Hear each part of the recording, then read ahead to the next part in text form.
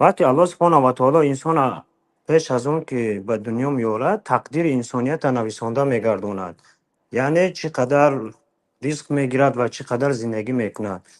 اگر در همین جا اگر رزق نویسندگی باشد، پس در آیت قرآن میگه که به درستی این که ما تغییر انسان رو دیگرگون میکنیم، چون که خودش رو دیگرگون نکند.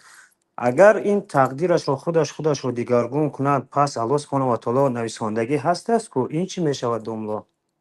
در تقدیر برادری عزیز آن چیزی که بنده اجرا میکند همون نویستگی هست الله تعالی.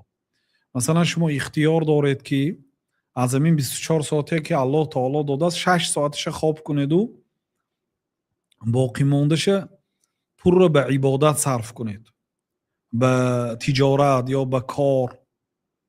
شما میتونید 1 ساعت کار کنید و باقی مانده فقط تلفن بازی کردن شینید. هر دوش در دست شما هست.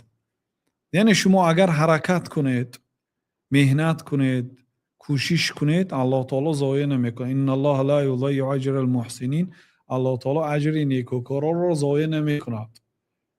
به قدر عملتان الله تعالی مکافات میدهد و رزق میدهد. الله تعالی میگوید که فمشوا فی مناکبها و کلوا من رزقه. در بلندی های زمین راه گردید. در زمین راه گردید یعنی کوشش کنید و کلوا من رزقه، از رزقی الله تعالی داده خورید. برای همین به تقدیر حواله کرده نشینید. آن چیزی که در تقدیر است همون میبیاد نگویید. الله تعالی البته میداند که شما چی کار میکنید چی کار نمیکنید. اگر شما آدمی تنبل باشید الله تعالی همون نویستگی است. اگر آدمی به غیرت باشید همون به غیرتی نویستگی است. فهمیدید یا نفهمیدید؟ خلاصه کلام همین که هر چیزی که الله تعالی نویست همون می شود، لیکن الله تعالی چیزی میشدگی را می نویسد. اگر شما به غیرت باشید و بسیار سخت مهنت کنید البته حیاتتون تغییر مییابد. اگر شما تنبلی چیزی بد است. پیامبر صلی الله علیه و سلم پناه میطلبید اللهم انی اعوذ بک من الهم والحزن والعجز والکسل. پروردگار من به تو از هم و غم، هم به آینده، حالی کاری که نشده است فقط غمگین میشید، فکر میکنید، میترسید.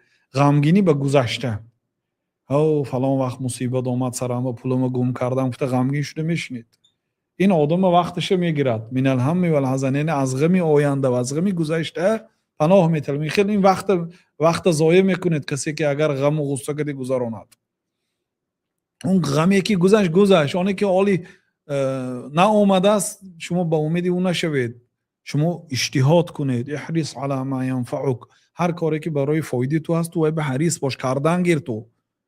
بله اگر شما کوشش کنید، غیرت کنید، دعا کنید، حتی دعای هم تقدیر تغییر میدهد.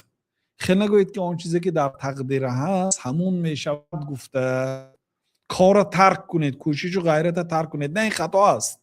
شما باید کوشش کنید، وظیفتون رو اجرا کنید. و اون چیزی که الله تعالی در آنجا نویس همون میشود، به این معنی که الله تعالی عملی شما میدوند که شما چیکار کنید. شما تنبلی میکنید یا که کوشش و غیرت میکنید. شما نارکوتیک زده شل جامعه شده خامرید، یا اینکه کوشش و غیرت میکنید. این الله تعالی میدوند همون چیز نوشتگی است.